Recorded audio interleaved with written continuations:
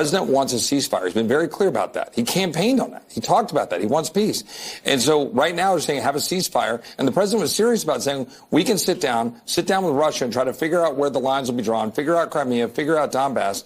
But at the end of the day, we've got to actually know what the path to success is. Ukrainians are dying by the tens of thousands.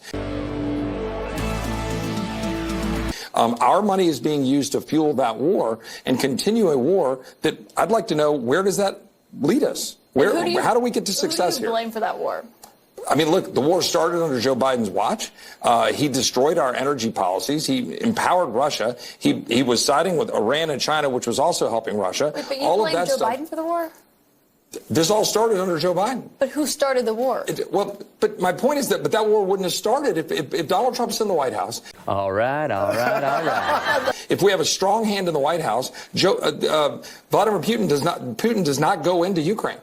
That's just the truth. We had a weak hand in the White House. Well, Joe Biden let it happen. Destroyed our energy policy. That's your analysis and your view, but you don't know that for sure. And secondly, all I know is there weren't a lot of wars getting started under President Trump. But my point in his 4 years, what wars started under President Trump? My point of the answer to that question was that Putin started this war and Russia started this war. Do you disagree with that? Well, oh yeah. Putin obviously invaded Ukraine, but the reason that happened was because of weakness from the United States. Our foreign policy matters. When we absolutely give away the field on energy, when we make bad decisions in terms of who we're siding with around the globe, and we strengthen the hand of Putin, then he walks into Ukraine, then we throw money at Zelensky and say, okay, here you can have all the resources you need to keep funding a war. I mean, yes! Which, but where was Europe in a lot of that? Yes, I know they contributed some, but we were funding the lion's share of that. And then you wonder, well, why is this getting perpetuated when Ukrainians are dying and now they can't even recruit enough people to fight the war?